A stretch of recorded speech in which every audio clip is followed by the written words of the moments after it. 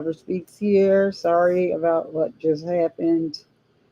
Um, the stream went down. I know nobody is here yet, but let's see if I can set the screen up to bring it over.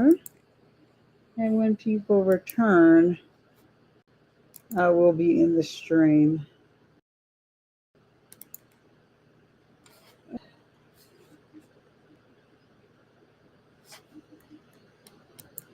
Oh, I know why also.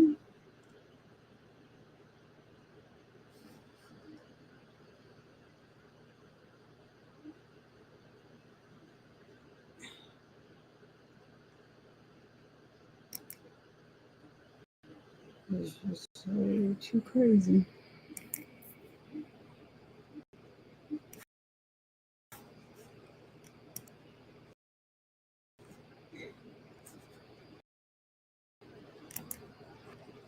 All right, let's see if people join, they'll join again. And I'll have to fix some thumbnails and stuff later. Shout out to TV for the video. That's what it's looking like over here.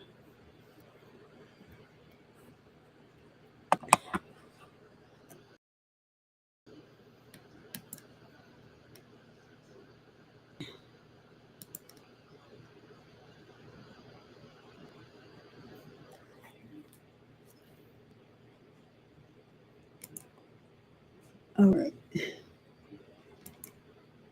think that was why we had it like that.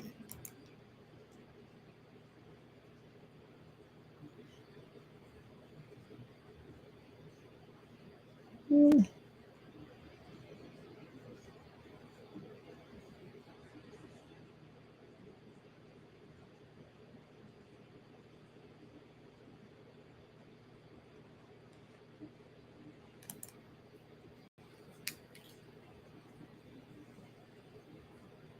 All right.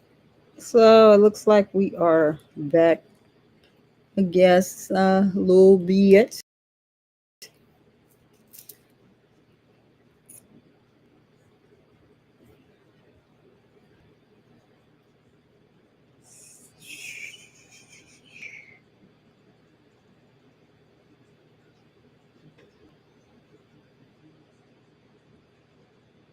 This is crazy. All right, here we are.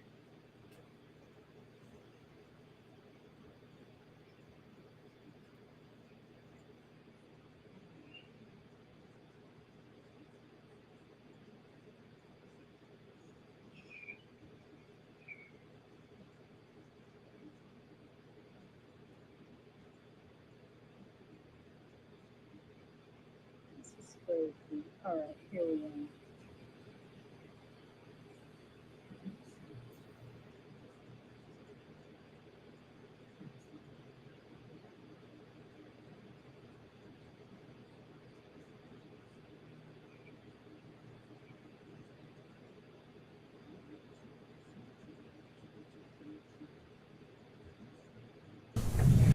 What is your position at the Sheriff's Department? I'm Lieutenant in Criminal Investigations. All right. And Lieutenant Price, you very familiar with the investigation involving the disappearance and death of Evelyn Boswell, is that correct? Yes, that's correct. What was your role in the investigation? This case was assigned to me as the lead investigator with the Sheriff's Office. So I was the lead investigator. All right. And you worked, the Sheriff has testified to, you worked hand in hand with numerous agencies in the investigation, including TBI, is that correct? Yes, that's correct. Okay. And Agent David Gratz at the time, also two of you Worked extensively. That'd be correct. You familiar with the evidence that was collected in the case, the discovered body of the victim, Evelyn Boswell? Yes.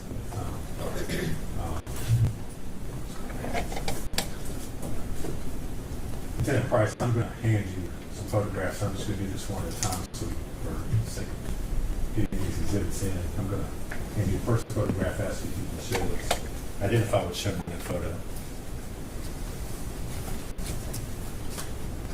Yes, this is a photograph of looking inside the playhouse at the trash can where Evelyn was located. And is that a true and accurate depiction of Yes. that scene? Yeah. Judge, we can make that exhibit number 1 to this hearing. Two, I'm sorry. I don't know if it's helpful, but that was what the trial was introduced as exhibit number 15. I don't know if that's helpful or would create confusion. Just do exhibit 1 in that sense. Two.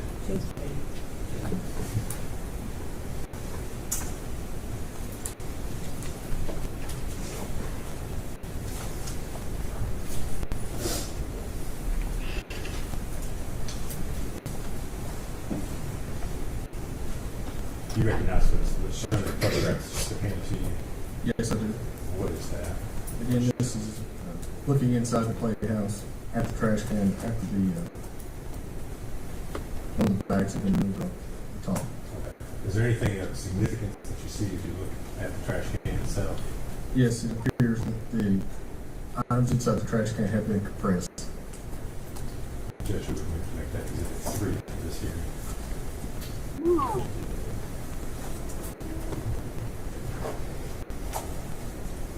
Okay.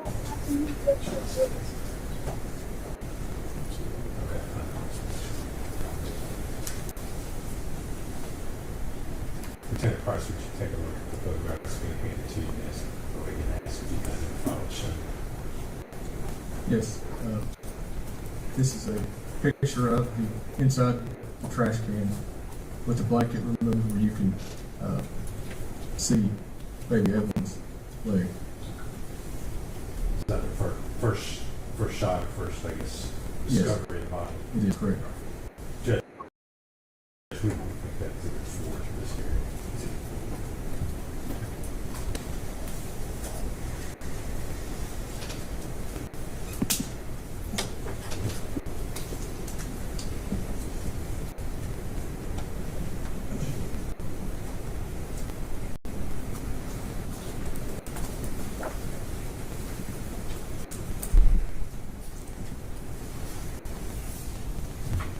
You recognize what's shown in that photograph? Yes. What is it? This is the trash bag that was inside the trash can where baby Evelyn was located, and also the child is with the aluminum foil and the blanket is laying beside the trash bag. So the body has been removed from the trash. Correct. The body's been removed from the trash bag. It's the trash bag with trash in it. Baby Evelyn is laying there wrapped in blankets and aluminum foil wrapped around her. Judge, we would move to make that exhibit 5 this hearing.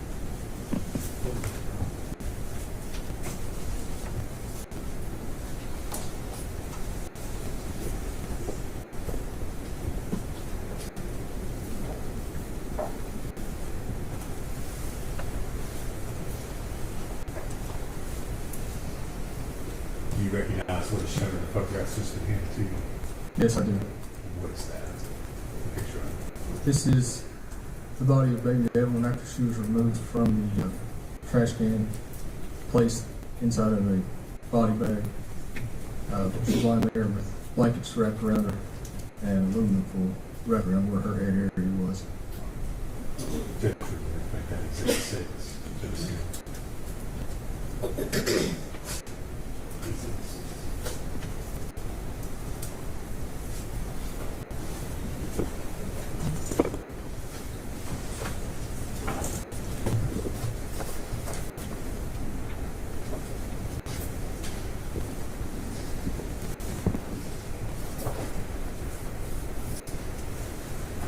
You recognize the photo that's just been handed to you? Yes, I do. What is shown in that photo? And this is baby Evelyn laying in, still wrapped in blankets, laying on a body bag, with her arm exposed, showing the onesie that she was wearing. No. Is that photo, that photos that was taken at the time the body was recovered? It is correct. Judge, we move to make that exhibit 7 this hearing.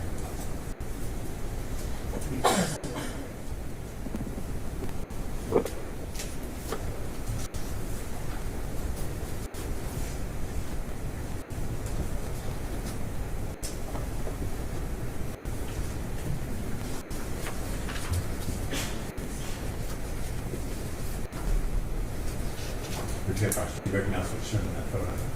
Yes, I do. What's that? This is baby Evelyn after the blankets and aluminum foil have been removed from her body. It shows the position of her head and how she was laying when the blanket was removed. Judge would move to make that decision.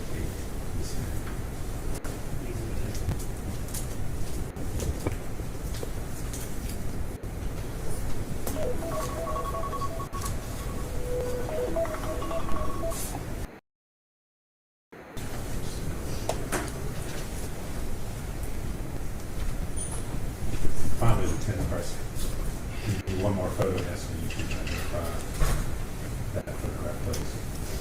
Yes, I can. This is a picture of Evelyn, one of the last known pictures. We know that when she was alive.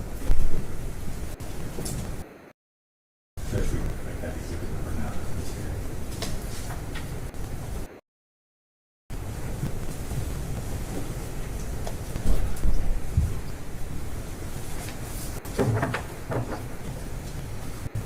Thank you, Lieutenant Carson. You would answer any questions, Mr. Scott. That's fine. No questions.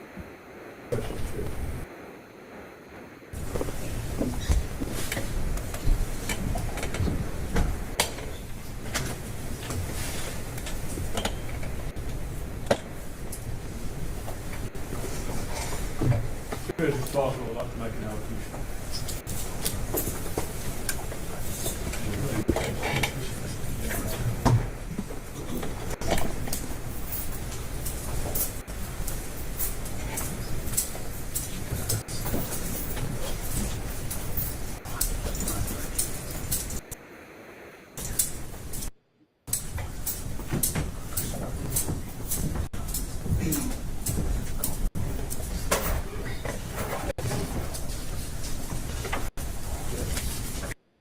I would just like to say that the state of Tennessee treated me during this whole investigation, and had I had a fair trial and an impartial jury, I would have been acquitted of murder charges. I would have never hurt my baby, and I did not kill Evelyn. That's all.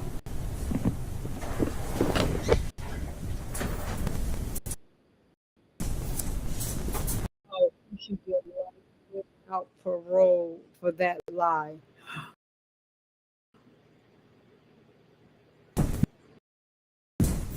Oh no.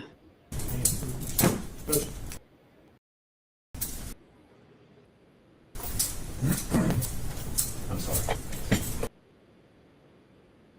I had to stop and hope nothing happens, but I think the plug was not plugged in, and so it went dead. But for her getting up there and saying what she just said, and I'm going to put it back because I want to go over that again. She should get life without the possibility of parole for that. I mean, they went easy, and I was trying to get it to play where I didn't want to go back too far and mess with it because I didn't realize I didn't have it, that it wasn't plugged in. But for her to get her lousy behind on that stand and be able to still continue to lie till today, oh, she should get life without the possibility of parole. And I hope the judge calls her out on what she just got on that stand and said. Ooh, excuse me. Y'all know I just had a little, surgery. I'm going to play what the state found again because for always, I'm not sure if you saw this already or saw it before. So you can get a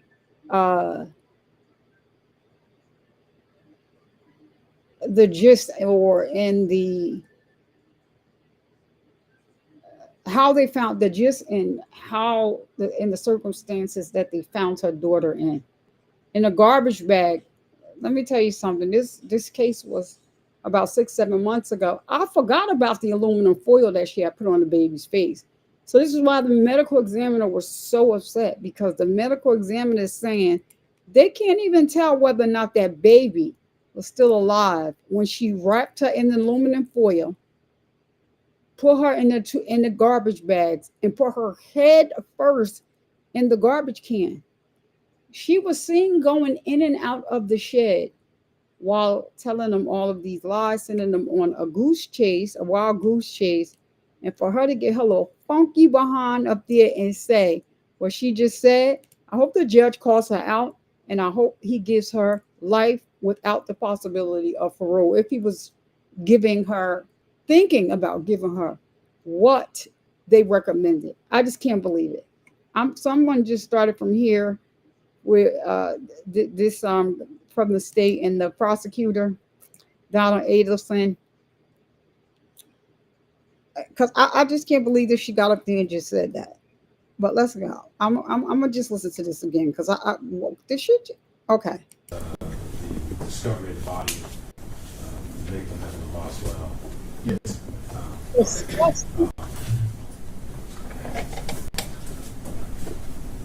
Lieutenant Price, I'm going to hand you some photographs. I'm just going to do this one at a time so we're It's not. getting these exhibits in. I'm going to hand you the first photograph, ask you if you can show us. Identify what's shown in that photo. Yes, this is a photograph of looking inside the playhouse at the trash can where Evan was located. And is that a true and accurate depiction Yes. of that scene? Okay. Judge, would you make that exhibit number 1 to this hearing? Two, I'm sorry. And I don't know if it's helpful, but that was what the trial was introduced as exhibit number 15. If that's helpful or would create confusion or. It'll be exhibit 1 for that sentencing. Okay. Two.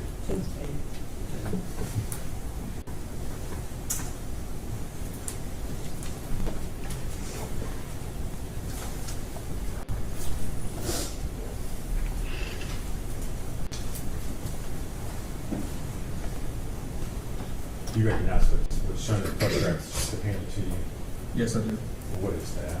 Again, this is looking inside the playhouse at the trash can after the one of the bags had been moved off the top. Okay. Is there anything of significance that you see as you look at the trash can itself? Yes, it appears that the items inside the trash can have been compressed. Judge, we would make that exhibit 3 to this hearing.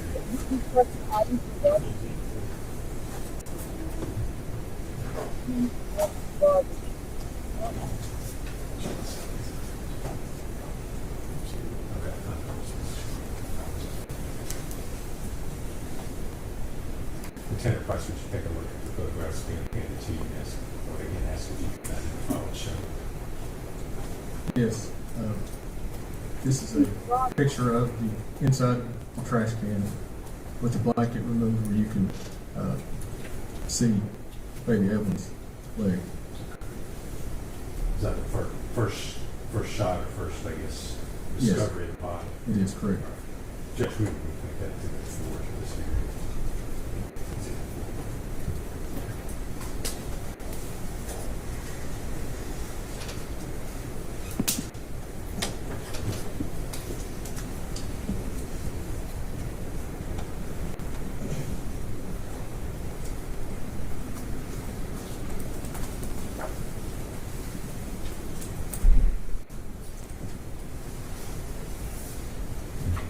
You recognize what's shown in that photograph?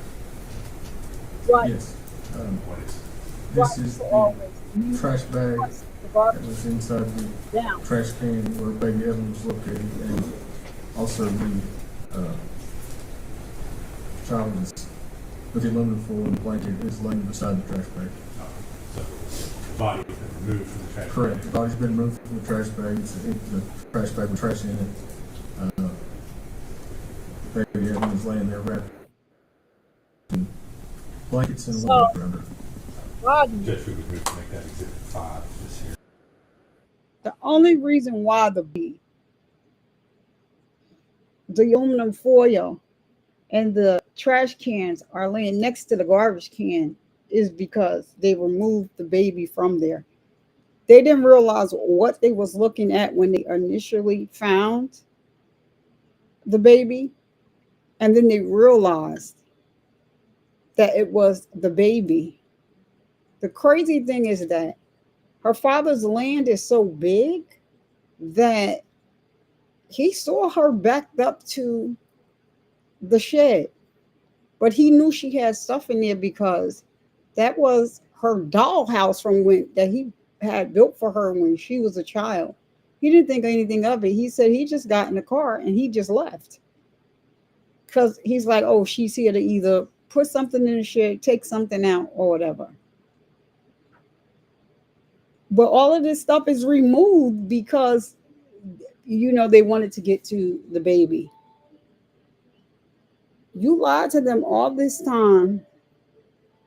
I just don't even have no words for her, and I'm not violent, but I hope they tear her behind up every single day that she's incarcerated. She needs to every day she needs to be dumped in the garbage every day and left in there for about 10-15 minutes. Get her tray after everybody else get theirs, put back in the garbage.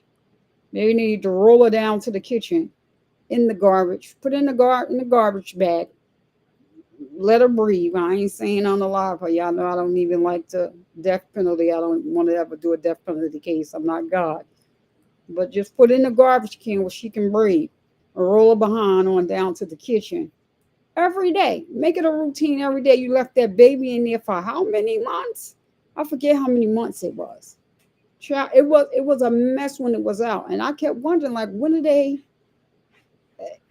And I saw it, and I'm just like, yes, it's coming. But for her to get on the stand and say what she just said, like when I tell you, if my stomach wasn't hurting, I probably would be screaming and hollering and going off. But I can't go that loud. But and I'm glad I can't go that loud. But I can't believe she got up there and said that if they would have done the investigation correctly, they came to you and asked you where the baby was. You said you didn't know, but you had conveniently put this baby in the garbage, wrapped her in aluminum foil and garbage bags. I'm all types of pissed off. Child, I'm definitely I'm gonna write the jail where she at, because did y'all read about her case? Read up on it, baby, and read what she did in the sentencing. Because judge, if this, I need this judge to give it to her raw when he sentences her. He needs to give it to her raw. This is unacceptable. Okay, I'm done with the rant. I'm sorry. Do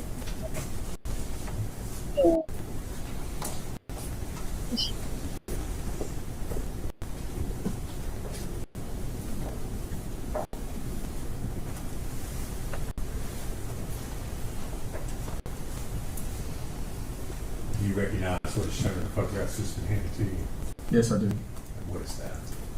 Picture of it. This is the body of baby Evelyn after she was removed from the trash can, placed inside of a body bag. She's lying there with blankets wrapped around her and aluminum foil wrapped around where her head area was. Judge would make that exhibit 6 to the scene.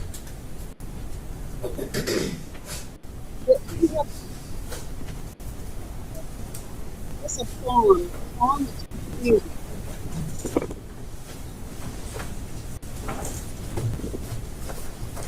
You ain't gonna help her. You doing something.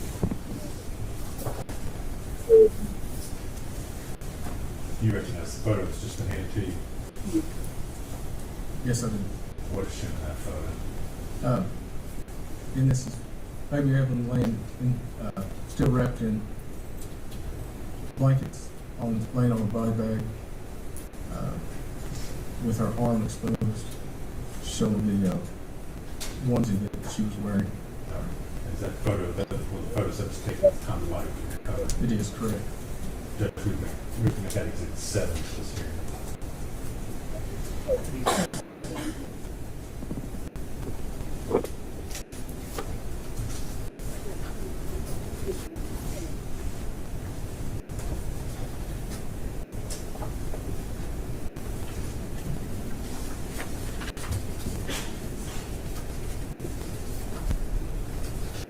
Lieutenant Fox, do you recognize what's shown in that photo?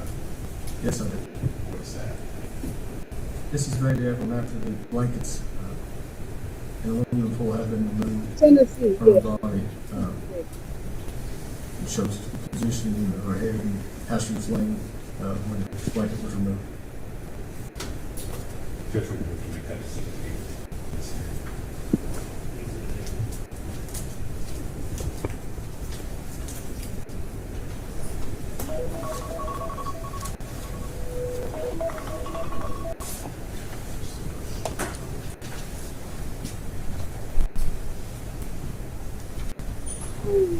Finally, Lieutenant Price, give you one more photo and ask you to identify that photograph, please. Yes, I can. This is a picture of Evelyn, one of the last known pictures. We know that when she was alive. Judge, we can make that exhibit number 9 of this hearing.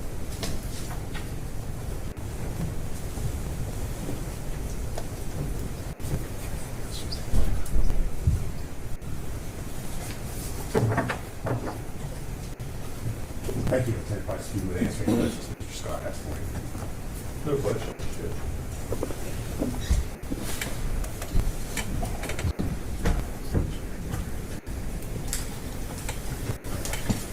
That's all the evidence.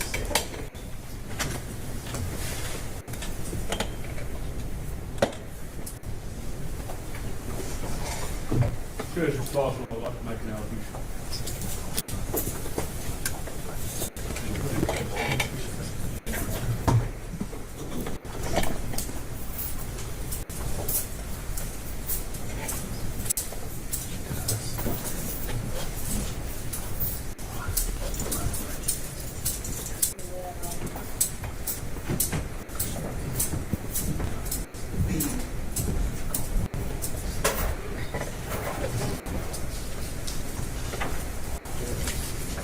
I would just like to say that the state of Tennessee treated me very unfair during this whole investigation. And had I had a fair trial and an impartial jury, I would have been acquitted of the murder charges. I would have never hurt my baby, and I did not kill Evelyn. That's all.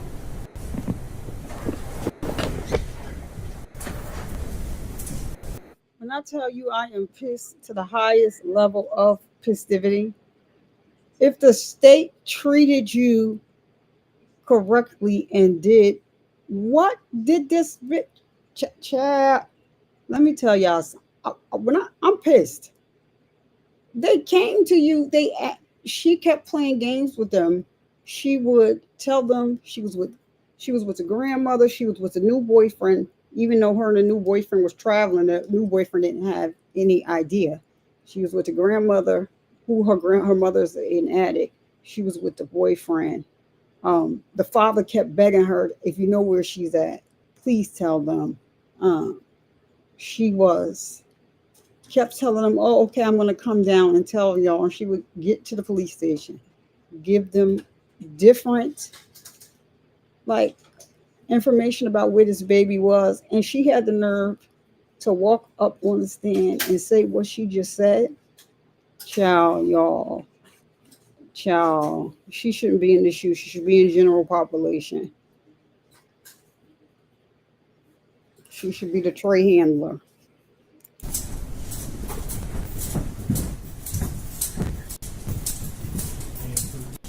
No, sir. I'm sorry.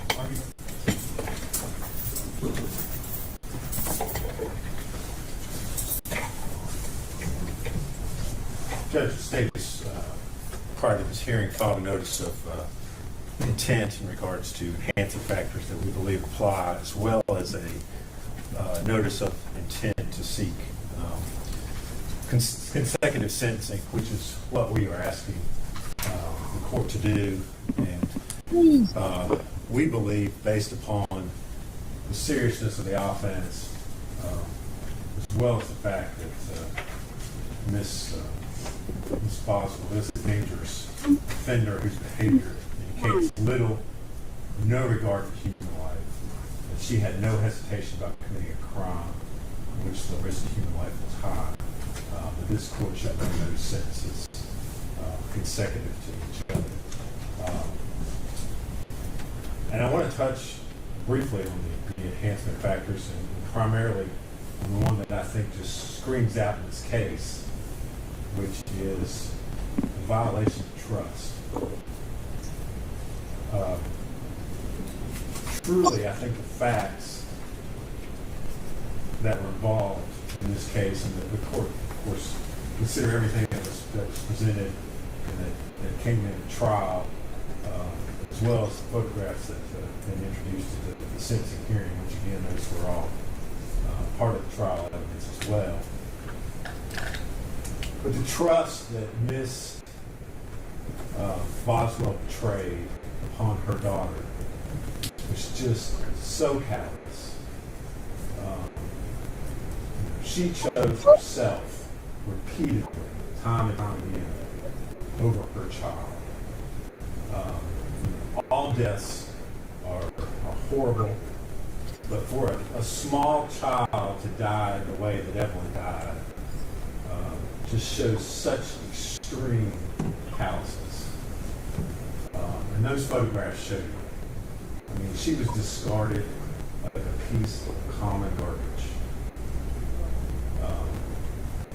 Detective Lieutenant Price testified to, it looks like the body has been compressed, pushed down in the trash can, so it fit more trash, more garbage on top of the child. But probably the most hurtful and severe part of this whole, and painful part of this, is the fact that all that occurred at the hands of the one person that she should have been able to rely upon and trust to protect her own mother. But Megan didn't do that. Megan repeatedly chose Megan. Megan chose her life. Megan chose living in a big house out by the lake. Megan chose going to the movies. She chose going to Blowing Rock, going to Gatlinburg, again and again and again, over her own daughter.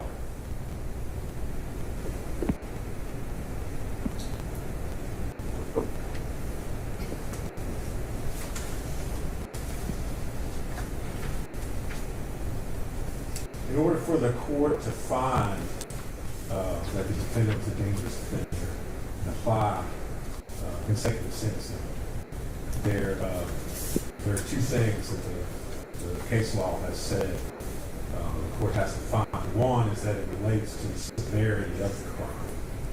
And I can think of nothing that would be any easier than to relate consecutive sentencing to the facts of this case. And what Ms. Boswell did.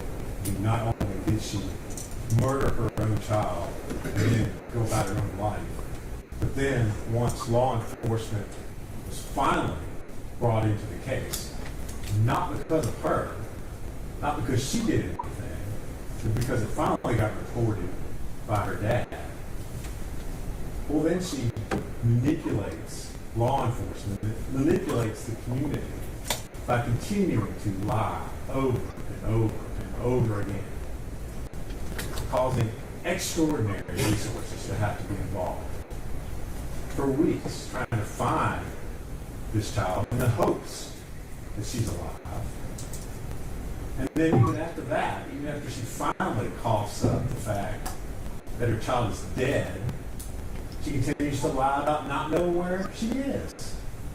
When all along, she's sitting there stuffed upside down in a trash can in her childhood playhouse. So I think it's very easy for this court to find that the severity of this crime and her suffocating her own child, putting her in a trash can, and then repeatedly lying about it to cover it up relates to the severity of the crime. The second finding this court has to make is that it's necessary that consecutive sentencing is necessary to protect the public from further crimes.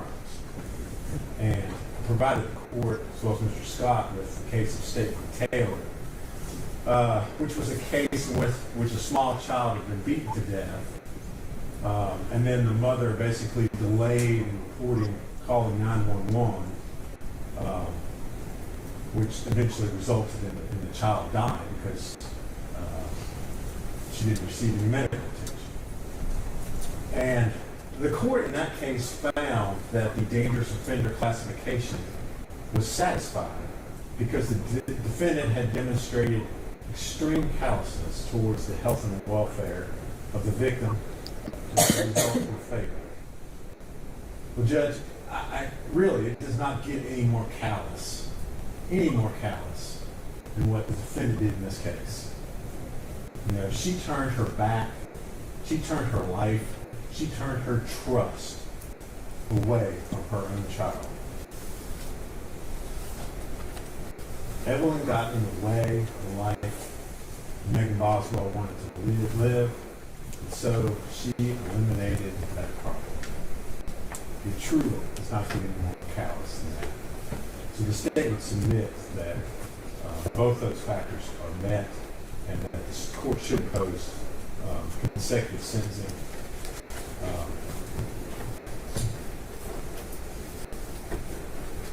I've already touched on the element as far as trust being involved, enhancing factor.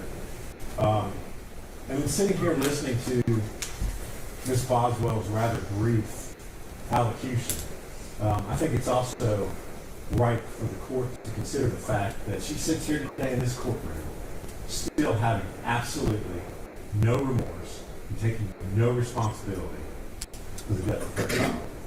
Once again, she wants to make all of us victims in the case, make herself a victim. She's sheriff's office, I guess, should be issuing an apology to her for the way she's just been unfairly treated during this whole process. Judge, Miss Boswell was not treated unfairly. Her child was treated unfairly. Her 15-month-old child never had a chance because of the one person who should have protected her. So for that reason, the state is asking you to maximize her sentence in the remaining counts that she has to be sentenced on, and we would ask that they maybe run consecutive judge. Thank you.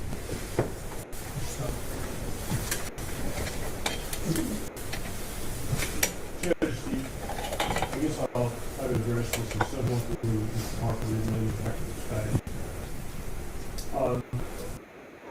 Ms. Boswell had no prior criminal history when this case started, when the investigation started. At some point, she was convicted of reckless driving, being misdemeanor in Washington County, February of 2020. That's the only criminal history she came to this court. She's been in jail since she was 18 years old. She will be in jail if this court were to sentence her as low as everything, not run consecutive. She'll be in jail until she's 69 years old. So the court then has to determine, is she, at that point, is she going to be a threat to society? Society needs to be protected from 69-year-old Megan Boswell.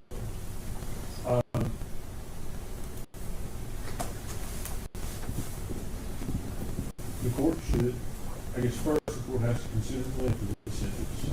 She's a range one offender as to each count. The court should impose I think the sentence is short of a sentence is necessary. So to achieve her sentence.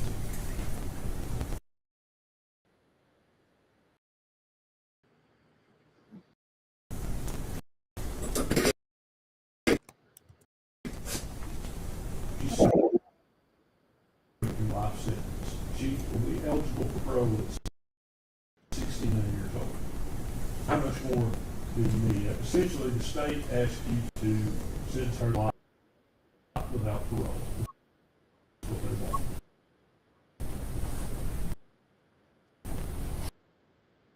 And we have addressed that issue already in their speaking. I guess practice law 25 felony jury sentencing on everything. But the jury had the opportunity after hearing all a sentence roll. I know you're not bound by that on these other counts. In some respect, to what determination they made. And they were aware of all these charges, obviously. They heard the guilt phase and the so that is, I think that is eligible for probation. The court has to make a determination whether or not those sentences should be suspended or served. The court has to make a determination whether, if they are served, how they're served, consecutive or concurrent.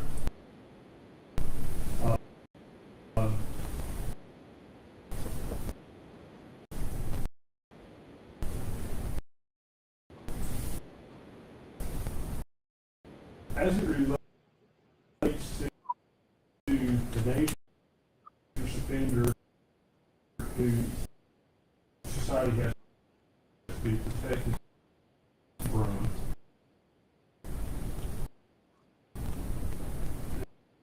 I think case law is quite clear.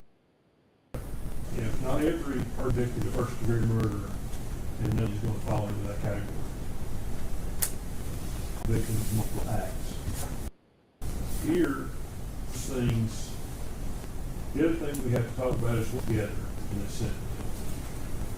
I look forward that the murder counts merge together for one count. Child abuse and child neglect should merge, and that all of the following false reports should merge.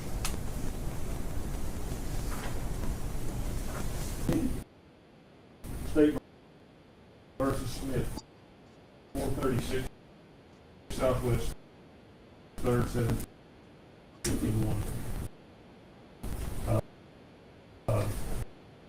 This is for court side that 2014. He talks about cases just like this. And each of these cases interviews are basically I agree. continuation of the other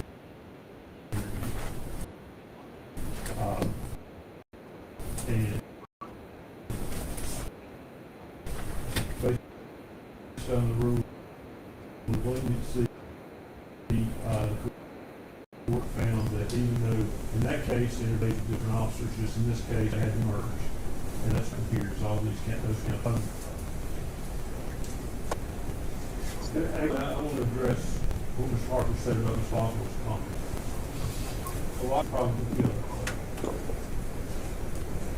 She's entitled to take her offense. She doesn't have to come in here to purchase a sentencing. The law doesn't require that.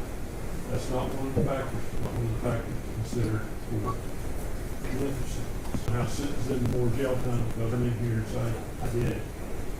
That a jury is not to keep. So, range. The sentences should run concurrent. Ultimately, she should be left to parole when she's 69 years.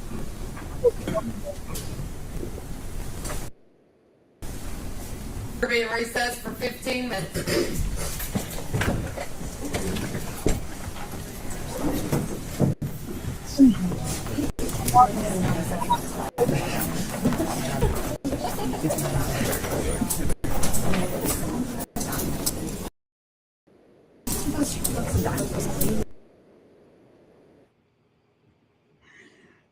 I'll see if I can fast forward past. I mean, not only should the judge tell him something, I mean, her attorney needs to be told something too. She could have remained silent. That's what she should have. But for her to get there and to mock that baby like that.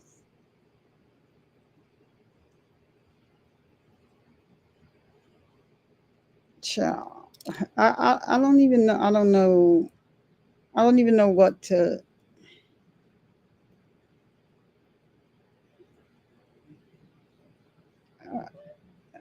Okay, we back. Judge, I just need you to just give it to this girl. She needs to give this girl. She needs to be her all of her sentences needs to be consecutive. She doesn't need to be paroled. She's not only that was her own child. Um, she's a danger to other children and my, you know, just my beliefs as well. Because not only did you go in there and put more garbage on top of her, she was in and out of that shed, which was her dollhouse that her father had built for her, like often. Like sometimes the property was so big, sometimes the father didn't even know that she was there, because she didn't live there. And so, like he said, he saw her backed up to the, with her car backed up to the shed, but he thought because she does keep stuff in there, that she was either just putting something else in there, and he didn't. But he kept going to and saying, if you know where, the baby is, because you keep playing all these games. Now this is her father. Like, girl, like, I'm gonna need the judge to, like, this is one time I'm gonna need him to go all the way in. Let's see what he got to say. Cause child, I need to write Tennessee and see if I know anybody over there. Cause baby,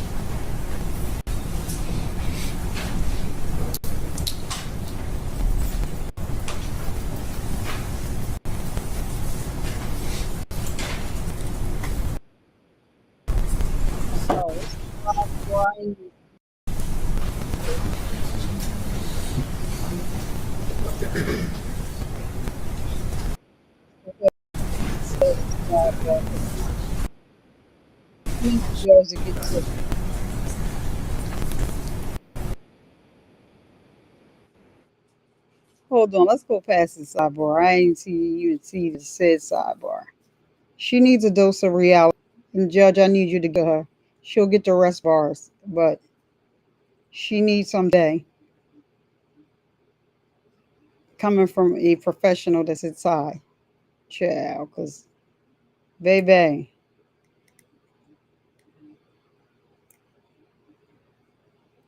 Okay, let's see what he says.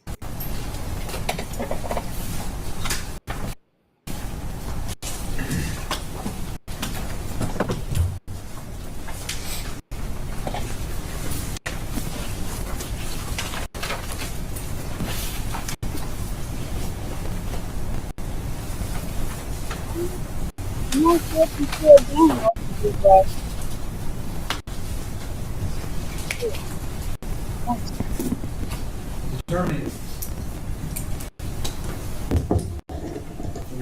the appropriate sentence for these offenses.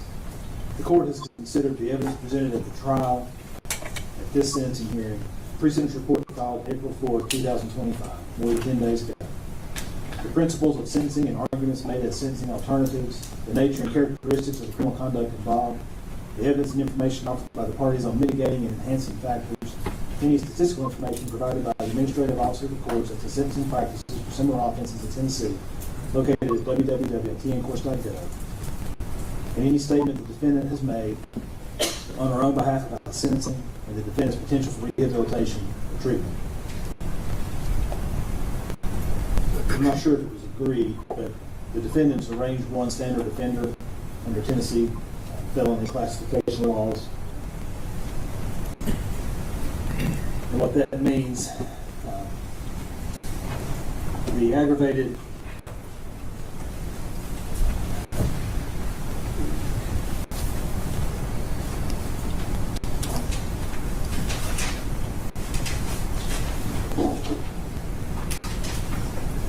child abuse and neglect charges are Class A felonies, and as a range 1 offender, those would carry somewhere between 15 and 25 years. The tampering with evidence is a Class C felony. The range would be between 3 and 6 years. False reports are Class D felonies, where with the range 1 being 2 to 4 years. The abuse of the corpse is a Class E felony, and failure to report death under suspicious, unusual, and unnatural circumstances, also a Class E felony. Those Class E felonies, the range 1 would be a range of 1 to 2 years. In determining where the appropriate sentence should be within that range, while not mandatory any longer, the enhancement factors and mitigating factors are advisory of the court. The state has already, in its filing,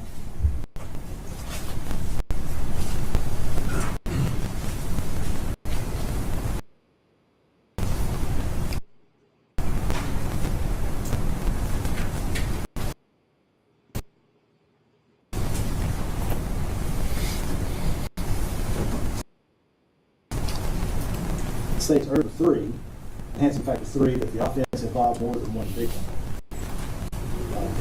I think the purposes of this case and all that we've heard, I can understand how that could be made. I'm not going to enhancing factor 3 applies.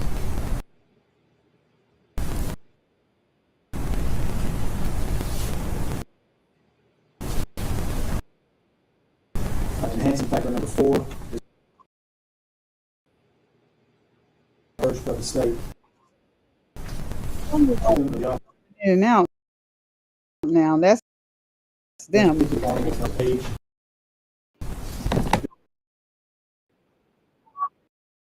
Physical and mental disability.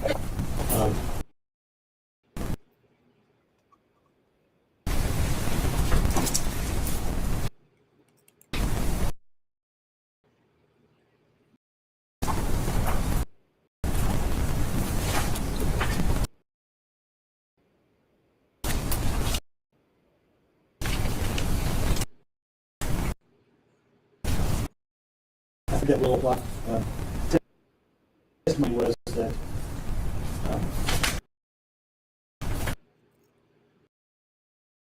Lady Evelyn was, everybody keeps saying 15 months old, but I think she was 15 months old when she was found. My recollection proved that she was approximately 13 months old when she went missing.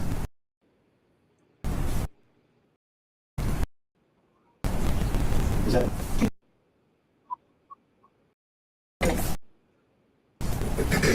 approximate age of death? 15 months old. at death? At death. Great point. She was 15 months old.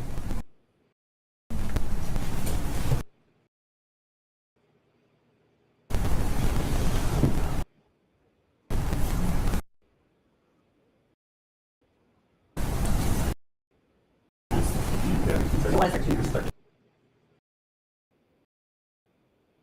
13 months old. 15 months old. They assumed when she was reported. When they didn't know if she was alive or dead.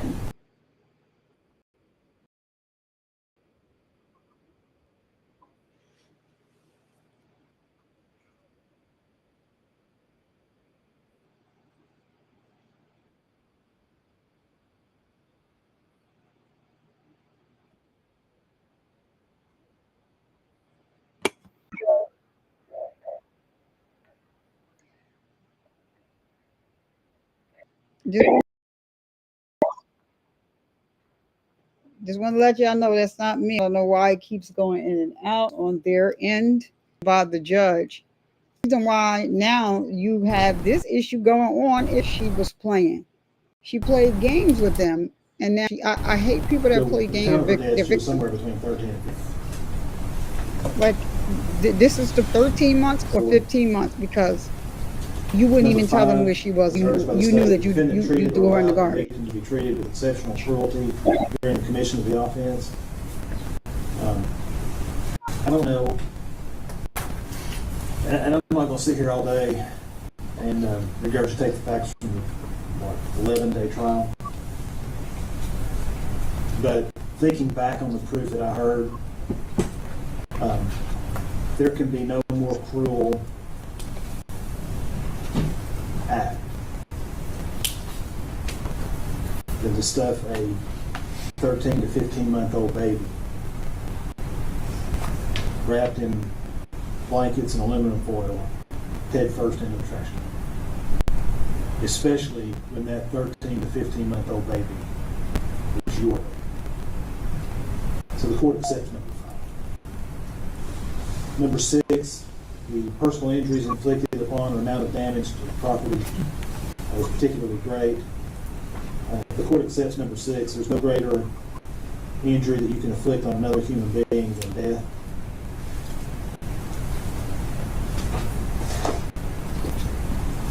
Enhancing factor 10 was in the filing. The defendant had no hesitation about committing a crime when the risk of human life was high. The court accepts number 10.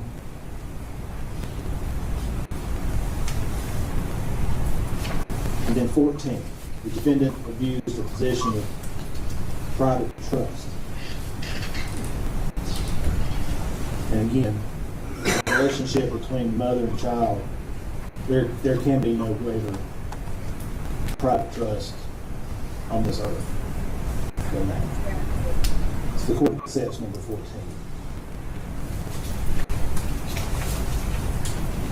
Those are all the enhancing factors that were urged, all the ones that the court, after having looked through them, believes applies.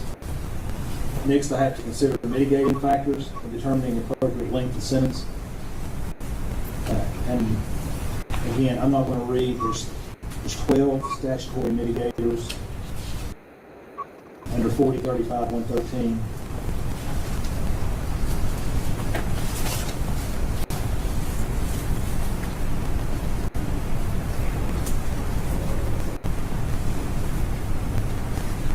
I'm not going to read all of these in.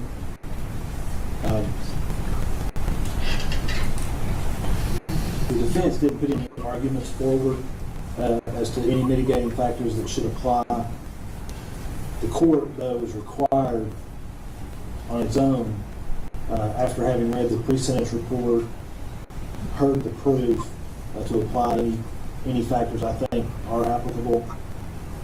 So there's at least one that could be applicable, and I'm going to talk about it for a moment. If the defendant, because of youth or old age, lacks substantial judgment in committing the offense, the proof is that she was 18 when the killing occurred. But I also have to look at, so there's no question that she was a young adult. But I also have to look at all the other proof and circumstances surrounding the case. And it became very clear to the court upon hearing the evidence that the defendant, in her mind, saw a chance to lead a different life than what she thought she was going to be leading. And quite frankly, circumstantially, from all the proof, baby Evelyn was a stumbling block to leading that life. So she made the decision to remove that stumbling block. And because that's the tenor of the proof that this court heard, I reject mitigating factor number 6. She exercised judgment. It wasn't good judgment, but she exercised judgment in doing the things that she did.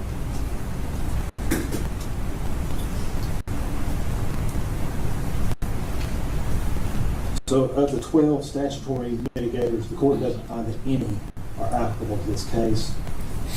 The 13th is any other factor consistent with the purposes of the chapter. And courts regularly, if a person comes to the court without a substantial criminal history, courts regularly include that as factor number 13. If a person comes before the court and they've had a long, productive work history, then that factors into 13. If they've had military service, those are the kinds of things that factor into 13. In this case, Ms. Boswell, she did not have a long work history. In this report said, she stated that she'd only ever had one job in her life, and that was at the chicken shack where she was working right around the time of this killing. I am going to give her credit for not having, even though she was only 18, I'm going to give her credit for not having a substantial criminal history, either as an adult or a juvenile.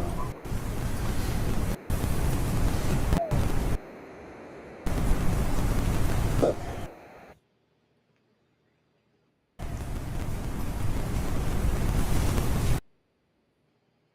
the court weighs all the facts that I've heard during the trial, all of the testimony that we've heard at this sentencing. When the court weighs the factors to mitigate,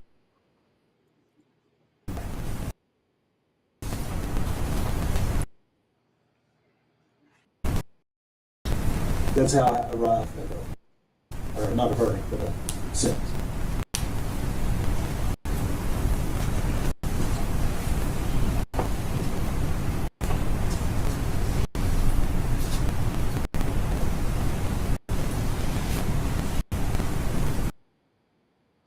I do want to talk about each of these counts individually with regard to the enhancing factors.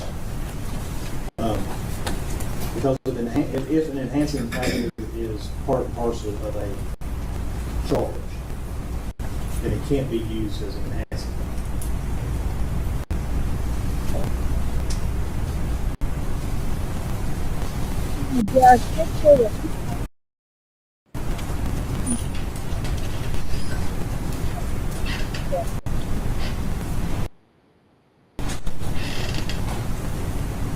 So for count 4, aggravated child abuse, the state has to prove that the defendant knowingly, by other than accidental means, treated a child under 8 years of age in such a manner as to inflict serious bodily injury.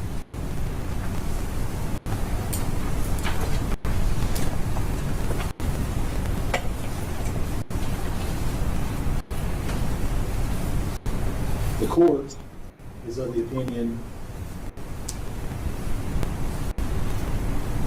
that number 4 still applies because of the tender age of the child at the time. It's one thing to be a child under 8 when you're 6 years old or 7 years old. It's quite another thing to be vulnerable because your age is still literally being counted. So if the court finds number 4 applies, number 5 is not an element, applies, number 6 applies due to the death is not an element used or aggravated child neglect. 10 and 14 apply. So the court finds that they all apply. It counts 4 and 5. So the court's of the opinion in that class A felony that the enhancing factors and the aggravated nature of this case in general take that sentence from 15 to 25 years. And when the court weighs, quite frankly, each of these enhancing factors, with the exception, number 4 has low weight because of its similarity for those 2 counts, to the charge. 5, 6, 10, and 14 have great weight. The court affords very little weight to the fact that Ms. Boswell, at 18 years of age, had no serious criminal history. So the court's of the opinion, in counts 4 and 5, that the sentence should be 25 years.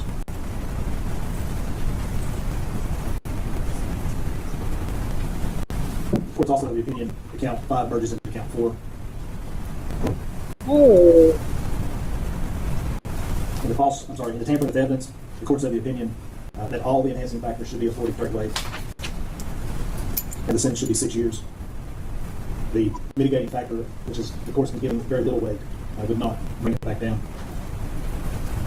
Now, with the false report, the court's of the opinion that the enhancing factors would take that sentence from 2 up to 4 years.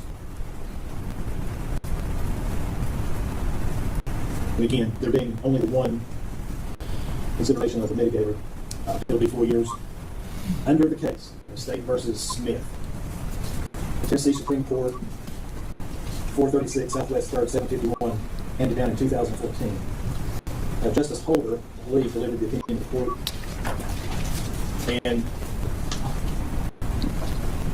the opinion of the court was that due to the principle of lenity, not leniency, that a false report, because the legislature was ambiguous as to how they think that a false report should be punished, that the unit of prosecution isn't determined by the number of individual and distinct occurrences of false statement, but that the unit of prosecution, whether a false statement was given pursuant to a particular incident or offense.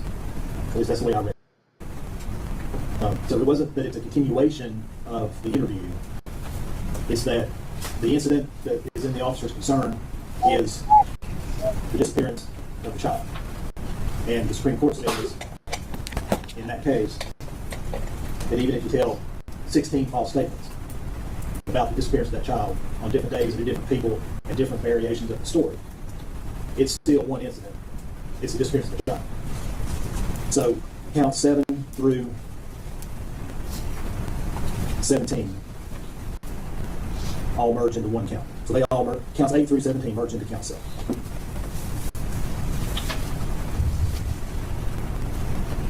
In count 19, the courts of the opinion enhancing factors take that sentence from 1 up to 2 years. So that'll be a 2-year sentence. In count 20, and again, I'm weighing the lack of mitigators. In count 20, that sentence will be 2 years as well, for the same reason. Now, since I've already talked about merger, the courts of the opinion that counts 1, 2, and 3 would all merge into a single life sentence. So counts 2 and 3 merge into count 1.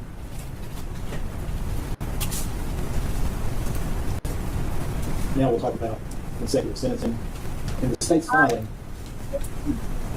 the state under 40, 35, 115 urged, I think this might be the state, that urged, number 2, that the defendant is an offender whose record of criminal activity is distinct. And of course, it wasn't the state, but at the time it was filed, we had a lot of false report counts. A lot of criminal history, like the system was stronger. One of the places that existed, so we're not relying on it. The court gave This court also relies on enhancement number 4 from the same statute, 4035 115, that the defendant is a dangerous offender whose behavior indicates little or no regard for human life and no hesitation about committing a crime in which the risk of human life is high. Now that's what the factor says in the statute. But it's pointed out in State versus Taylor,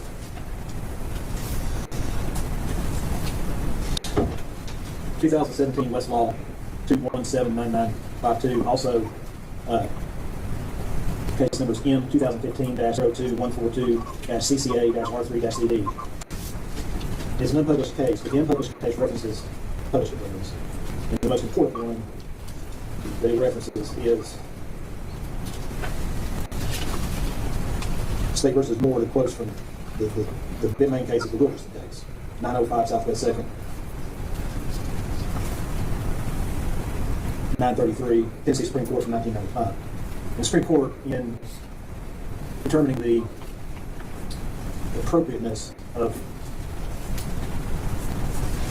4035-115 enhancing factor number 4, states that in addition to what's stated in the statute, that a court must also find that a sentence, consecutive sentencing, is necessary in order to protect the public from further misconduct by the defendant, and that the terms are reasonably related to the severity of the offense.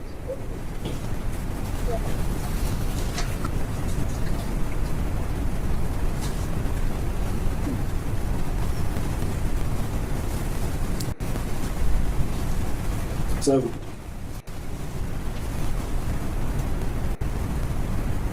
for the facts of this case, and again, I'm not going to just keep repeating. Everybody who sat through that trial knows the facts that came in.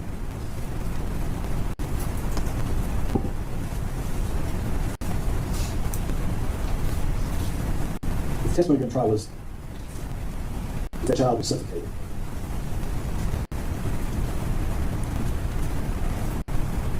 When you look at the pictures, how tightly this baby was wrapped in blankets and aluminum foil, and the mechanism of being stuffed into that trash can head first.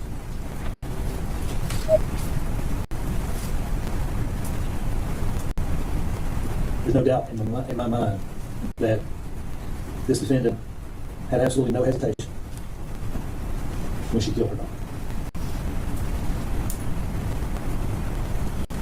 And in hearing the proof during trial of how she continued to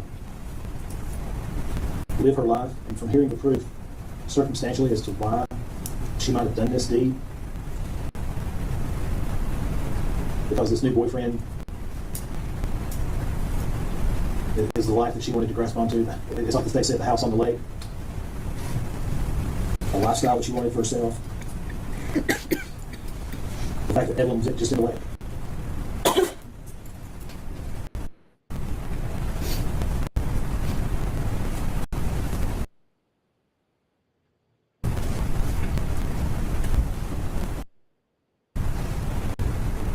In looking at all the video that we saw during the trial, this court never once saw remorse, never once saw empathy out of the defendant.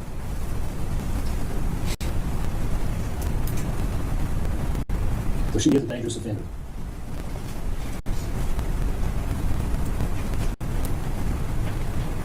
The circumstances surrounding the commission of this offense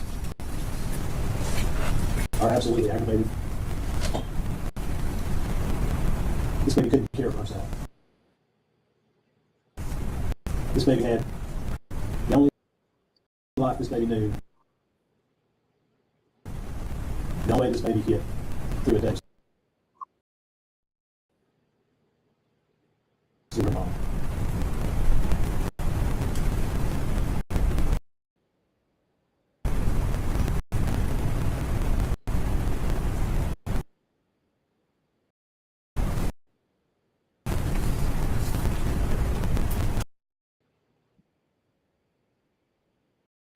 And I understand that the way the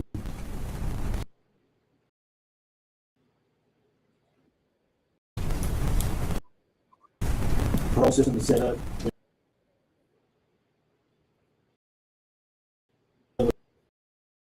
life condition, she has her 51 years.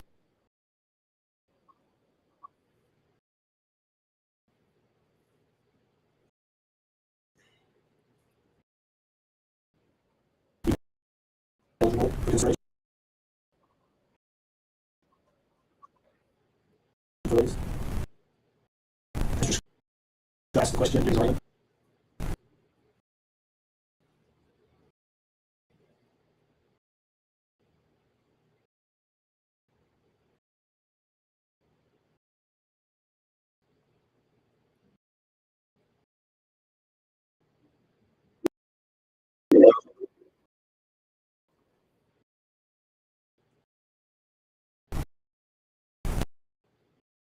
About that.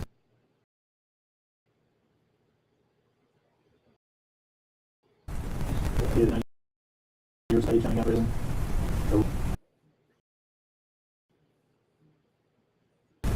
And the only conclusion that I've come to after hearing the proof in this Hold case, on.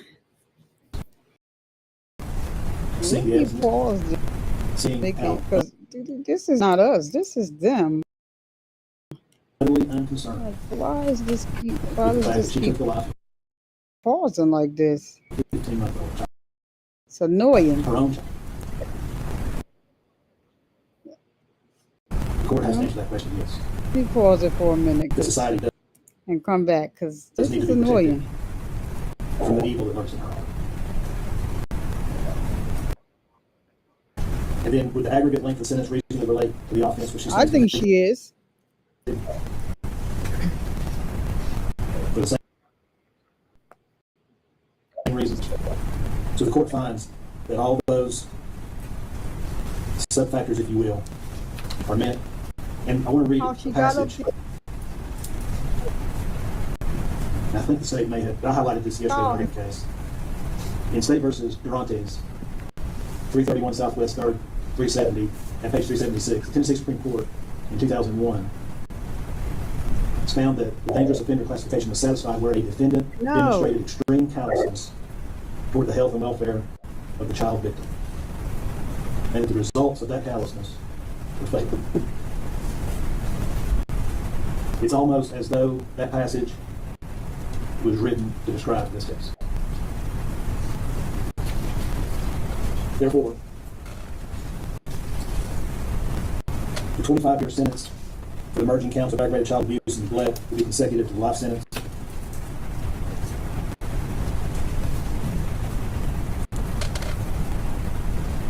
The 6-year sentence for tampering with evidence and the 4-year sentence for false report will be concurrent with each other, but consecutive to the 25 years. And the 2-year sentences for the abuse of corpse in count 19 and count 20 will be concurrent with each other, but consecutive to the 6 years. So in counts 4 through 20, that'll be a 33-year sentence as a range 1 standard offender, consecutive to her life sentence. The court has considered probation. She's not eligible for probation on the Class A felonies. That 25 years has to be served by statute. The court has considered probation on the additional 8 years and finds that a grant of probation would depreciate the seriousness of this case, given the facts of this case, given the fact that she has shown no remorse, she has shown no empathy towards this child, her child, and probation in those counts would be denied. Mr. Scott, I believe at sidebar you had indicated that you would like to have a transcript prepared before, in order to prepare the motion for the trial. Yes, sir. I'll order that transcript, whatever order I need to sign, straight away. Then I'd also like to have this sentence. Since the period will be we'll set this for status.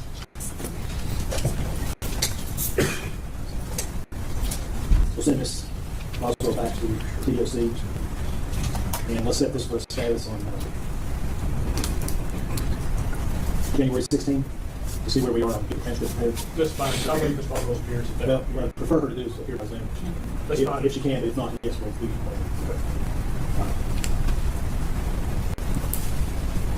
All right, that's all.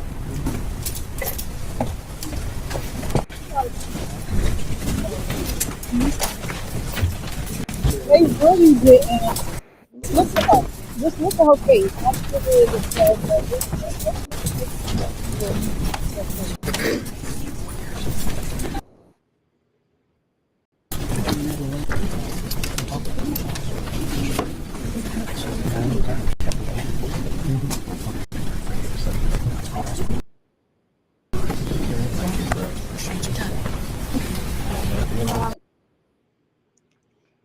so it looks like, it sounds like, and for always, if you heard the same thing, that they're coming back to court on January the 16th. So it appears that he ran some the smaller things like concurrent but consecutive to like the bigger charges. So I was trying to count, like, so she got more than, I don't think she's going to be eligible for parole on when she's 69, but I think that's part of why they're coming back on January the 16th. She doesn't deserve parole. You see, the reason why she got her hand, her mouth, was to stop her from saying anything. That is exactly, she had her hand over her mouth. No remorse. You, that baby, was in there. You put the baby in there. And what really gets me and what bothers, I mean, I wish that, I think that uh, was Zug's trial going on at the time as well, and somebody else's too, or ASAP Rocky. I want to say ASAP Rocky's trial was going on when this one was. Um,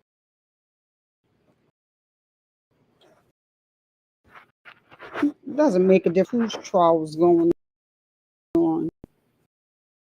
She was very defiant. She was laughing. Uh, you just had to see, like, it was disgusting,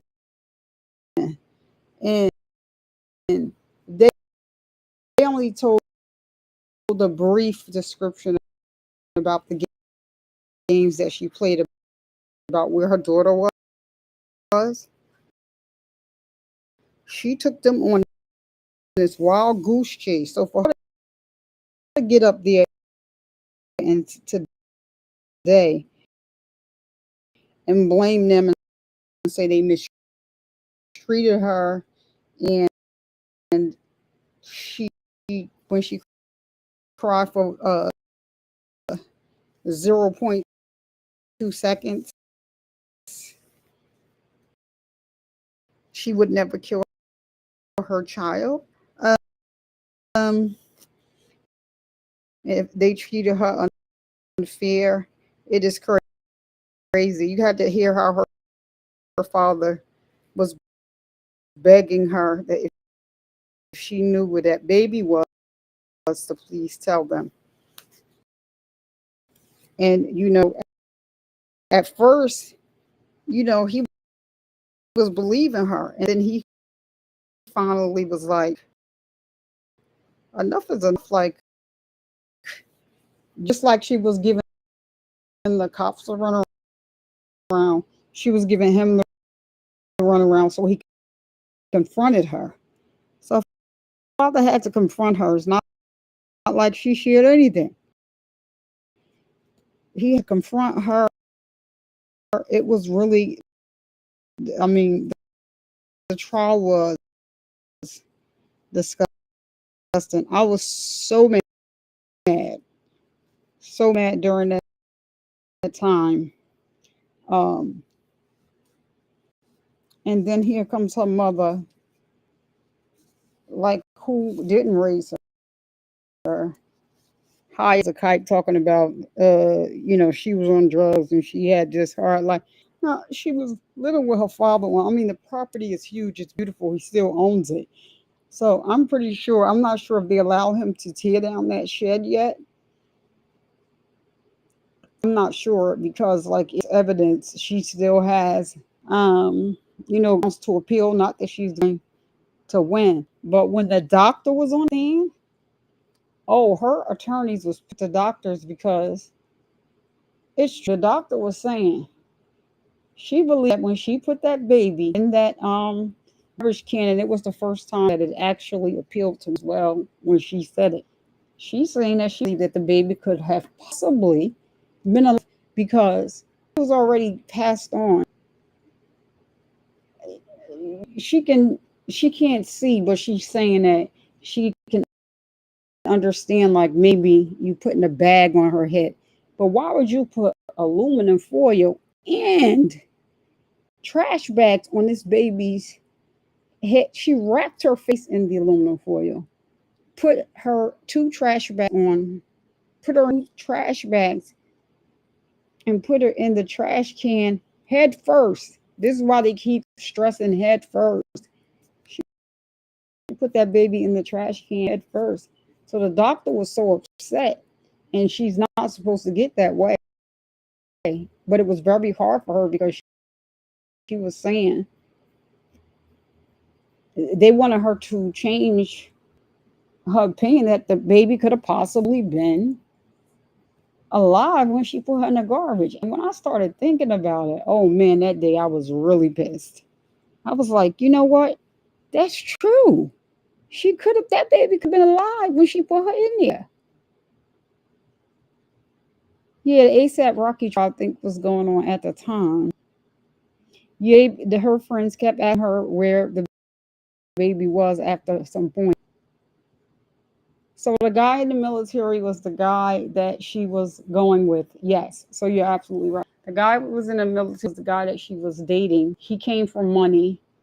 They were trips and stuff like that. Initially, the baby was with him. He never had an issue with the baby. One day the baby just was gone. And then started asked her. And then she actually tried framing him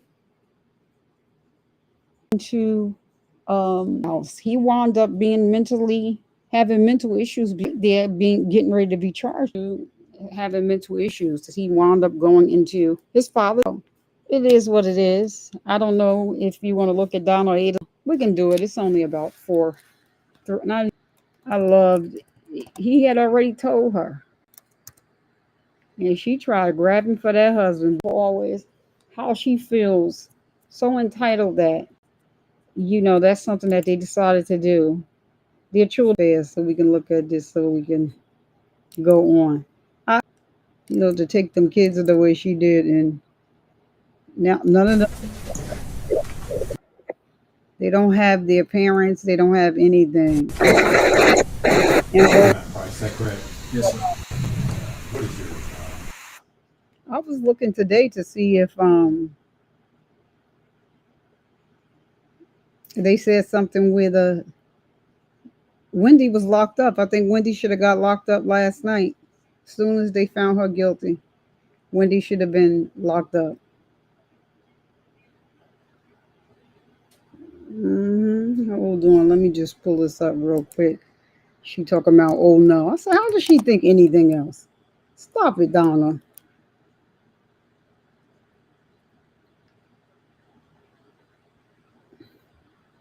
You couldn't have thought anything else. No, oh her gosh. Donna, what do you think? All right, here it is. All right, yeah, this one is very short. So let's bring this nut over here. She got on my nerve. Oh my God, all the faking and stuff she did. The talking she did about the people that were transporting her, and they treated her with so much care, and she lied on them anyway. Entitlement. Welcome back to Court TV. Let's get you right back into court for that money. Hold on, did I stop it or?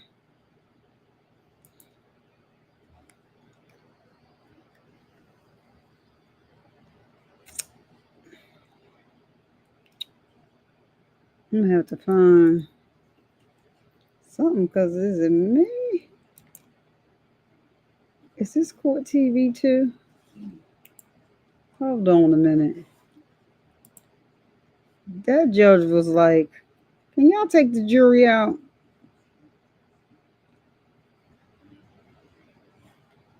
Because Donna, didn't I tell you? What is going on? Hold on 1 second. Donna, what did I tell you? Much anticipated verdict of Donna Adelson.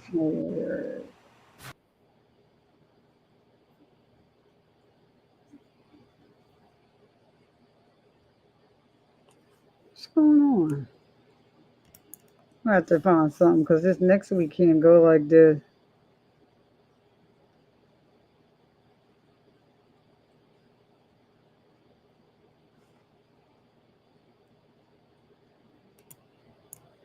Come on, court TV. Is it May? Now I'm thinking this the whole time. Was it just my laptop? The thing is, this is not even an older laptop. This is a newer laptop. This why this is crazy to me.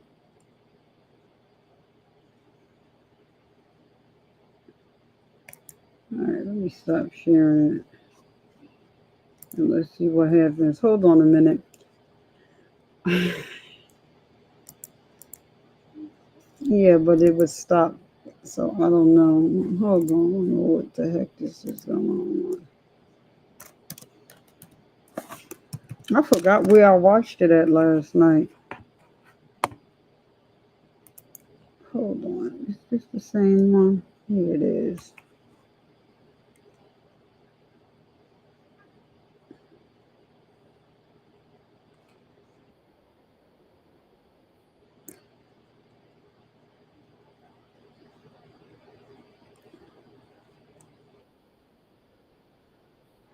Hold on. How did I?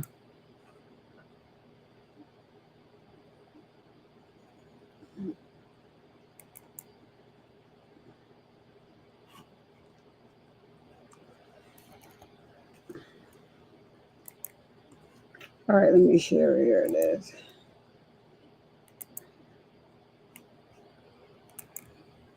She didn't want not one teardrop though. That's the crazy part about this whole thing. She can ball her face up all she want, not one teardrop. As follows as the count one of the indictment, first degree murder. The defendant is guilty of first degree murder. Mrs. Adelson, control yourself. Hold on a minute. Count two. We, the jury, find as follows as the count two of the indictment. Conspiracy to commit first degree murder. The defendant is guilty of conspiracy to commit first degree murder. Hold on. What is this? Oh, there we go.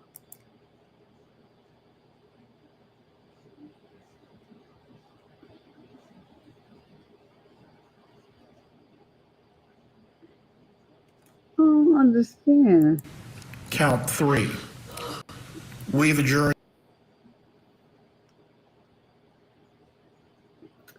You know what? I don't even think it is this. I think that it's Let me try it.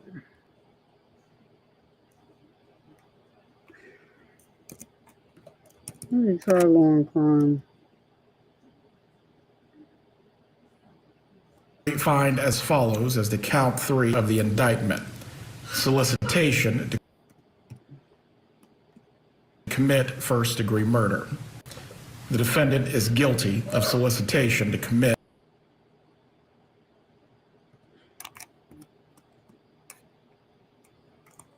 She knew she was guilty. That's why she was leaving the country. First degree murder. And it is signed and dated by the foreperson. One.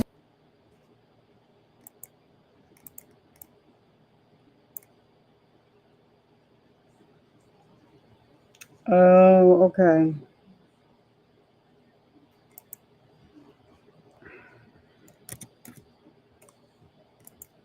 So I think it was my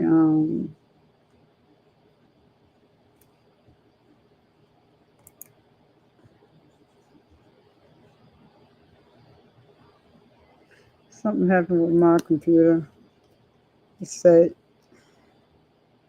should be back now. It said that's what it says. Okay, here we go.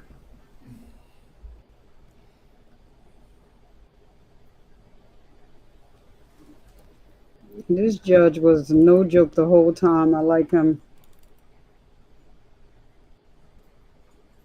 But why is it? Look at her husband.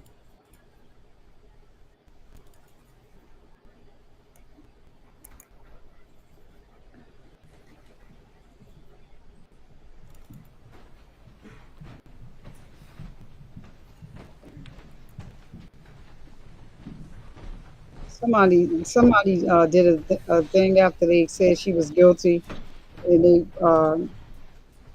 put up the thing that he said, "I'm free." If the jury foreperson could please rise. Has the jury reached a unanimous verdict? If you please can hand the verdict form to the bailiff.